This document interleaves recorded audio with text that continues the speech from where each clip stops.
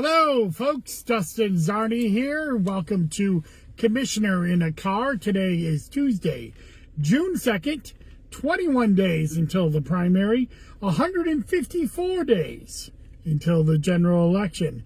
And today's Commissioner in a Car is about early voting sites and pre-clearance. So if you're tuning in for the first time, well, why would you? But welcome. I'm Dustin Zarni. I'm the Democratic Elections Commissioner here in Onondaga County in New York. And this is my weekly podcast on election news and election updates that are happening in Onondaga County and sometimes in New York in general. So today's episode goes about talking about the early voting sites that are going online for both the primary and the general election here in Onondaga County, how we got to those, and how the New York Voting Rights Act, the John R. Lewis New York Voting Rights Act, has asked us to expand our early voting for the primary, why they asked us to expand, and why we are doing so. So that's what today's episode is about. So, first thing, early voting. Early voting for the primary and general elections were decided by both commissioners in Onondaga County on the deadline on May 9th. That's the statewide deadline that we have to have early voting sites published for both the primary and the general election. But because Onondaga County is subject to pre-clearance, and I'm going to get into that in a second, we had to submit those to the New York State Attorney General. So once we decided on May 9th, we then submitted them. What we decided was to open up 6 sites for the primary and 10 for the general. But the AG asked us to open up an additional 2 sites for the primary.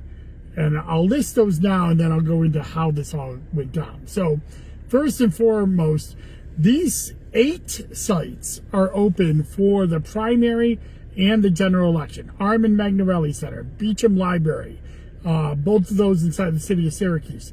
Camillus Fire Department, DeWitt Town Hall, and Lafayette Community Center. But we also added the North Syracuse Community Center and Syracuse Community Connections. You may know that as Southwest Community Center. That's what it went by for years. Now it's called Syracuse Community Connections at the Southwest Community Center.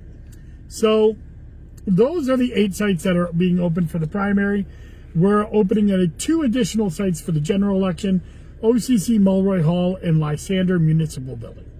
The hours for the early voting for the primary, the days are June 13th through the 21st. And the hours, these will be the same for both primary and general election periods, but we'll get into the general election way down the line. But the primary is on the weekends, so the Saturdays and Sundays, hours are 9 a.m. to 5 p.m. On Monday, Thursday, and Friday, that week in between, we're open 10 a.m. to 6 p.m. And on Tuesday and Wednesday, we're open from noon to 8. So why did we only do 6 sites for the primary, and why did we get asked to go up to 8? Well, we've actually done 6 sites for the primary before, when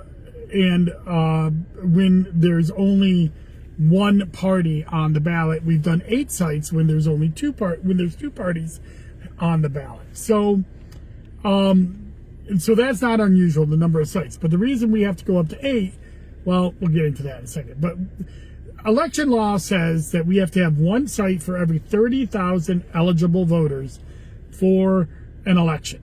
And in this election coming up on June 23rd, there are only Democrats inside Onondaga County, with a small contingent of Republicans in Pompey that are eligible to vote. So that's about 112,500 Democrats, about 200 or so Republicans that are voting in this primary. So, about 111,500 Democrats, another 250 voters in Pompey that are Republicans that are in a single ED primary. So about 112,000 voters overall. So by doing the math there, even if you're rounding up, we would only have to do 4 sites by election law. But because Onondaga County's big, and we know that people have to travel, we decided to open up 6. 2 inside the city, and 4 in the county. Now, we never opened up more than 2 inside the city before this primary. We usually have a north one and a south one. The north one being the Armand Magnarelli Center, and the south one, either Beecham or Southwest Community Center, are the ones that that we do. So that those are what we normally do. However, after we submitted for the primary, and by the way, Syracuse Community Connections and Beecham, neither one of them have, since we brought them online in 2022, we've always flipped back and forth because it's summer. There's summer programming. There's a holiday in there with Juneteenth. There's a lot of staffing on both the library and Southwest Community Center to have us in there. So we've always done an arrangement where we flip-flop back and forth. Last year we had Southwest Community Center open, so this year we were going to open up Beecham. And North Syracuse we usually don't have open during a primary. In fact, the last time we had 8 sites open for the primary, where we had Republicans and Congress open.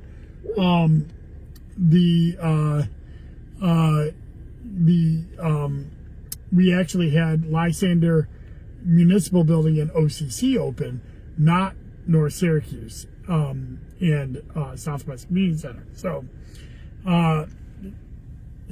this is a little weird. So when the John R. Lewis Voting Rights Act was passed in 2022, it had a list of counties that were going to go under what's called pre-clearance. Now, some of you may remember me talking about the National Voting Rights Act and pre-clearance, and usually pre-clearance was left to states that had discriminatory practices in the past. Even some boroughs of New York City were under pre-clearance, and that's why they fell under pre-clearance. But the New York Voting Rights Act is a little different. They didn't put you under pre-clearance because you did something wrong. They had a formula, for the most part. There are some jurisdictions that had some issues. But they had a formula, for the most part, that put you under pre-clearance if you had a substantial rate of poverty in your community. And Onondaga County and Syracuse have one of the largest rates of poverty in the nation, really. Definitely in the state. So we were part of 16 other counties and Onondaga County, which included New York City, Monroe, Erie, Albany. A lot of the bigger counties went under pre-clearance. Again, none of these counties are under there because they did something wrong, especially Onondaga County. We were listed on there from the start because of our rates of poverty. Well, pre-clearance, what it does is says any time that we are holding an election, we have to submit a list of polling places, including early voting places, to the Attorney General for them to sign off on. And this keeps us from closing polling places willy-nilly, abnormally. And they usually go off what our historical polling places have been, but sometimes give suggestions. Now, we've never actually had an issue here because when pre-clearance started in September of 2024, it actually started to be applied for the next election, which was 2025. Now, we actually have a lot of polling places here in Onondaga County. I'm pretty proud of that. Our election day sites have never come under pre-clearance review, and neither have our early voting sites for either primary or general. Well, they've been under review in 2025, but they've always passed it. Our election day sites and our for both the primary and the general have been approved by the Attorney General. And our early voting sites for the general were approved by the Attorney General. But the primary early voting sites were the ones that they said, no, we don't want you to go down to 6. We want you to actually do 8. And they suggested that we open up Syracuse Community Connections and North Syracuse Community Center for the primary. And the reason they said that is because there are tracts of poverty in those areas, both in North Syracuse and in the southwest corner of Syracuse, where there's lots of people that are not able to drive or don't drive. And so they can't drive to a polling place, even that's a mile away. You know, Beecham and Southwest Community Center are pretty close to each other. For that one, they wanted open, and North Syracuse, obviously, that's in the middle of the northeast corner of our county, outside of the city of Syracuse. And so they wanted both of those open. They informed us of that. You know, we sent them the list on May 9th. They actually got back to us pretty quickly. On May 15th, they informed us that they wanted us to open up North Syracuse and Southwest Community Center, and gave us till May 26th to decide to either comply or we might have to go to court. And part of complying was about finding out if these sites are open or not and whether we could go in there. So we contacted them, and both sites were gracious enough to allow us to come back in, and both commissioners decided on May 26th to open up those sites. So that was last Tuesday.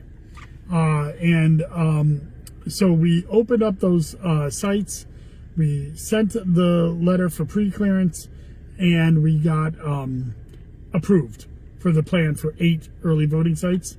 And so that's why we have 8 early voting sites instead of 6 for only 113,000 voters, even though the law calls for 1 site for every 30,000. So we've actually got double the amount of early voting sites in Onondaga County than what the election law requires. But because pre-clearance rules this, they're the ones that decide this. So again, we have in the top northern part of the county, we have Clay Town Hall. In the northeast part of the county, we have North Syracuse Community Center. In the east part of the county, DeWitt Town Hall. In the southern part of the county, Lafayette Community Center. In the west part of the county, Camillus Fire Station. And then in the city of Syracuse, we have 3 sites open. Armin Magnarelli in the north part. In the middle part area, Beecham Library. And then in the southwest corner, Syracuse Community Connections. So that's why we have 8 sites. That's why we've had a change since we announced on May 9th, and why we're under pre-clearance and how this works. This is the first time we've ever had a suggestion from the AG to alter our plan. And more than likely, if we have a full county primary, these 8 sites are going to have to be open no matter what. So unless it's maybe a full county Republican primary, because the voting patterns switch, there's less of them, and there's less of them inside the city of Syracuse. But who knows? We'll have to see every time a primary comes about. So, but we're not quite done with pre-clearance, because pre-clearance also covers if a polling place has to change on an emergency basis. And we just had this happen last Friday. On Friday, May 29th, we were notified by A Loft Hotel, which is in the 2nd Ward inside the city of Syracuse. It covers 212223. That's the Destiny area of Syracuse, the Inner Harbor area.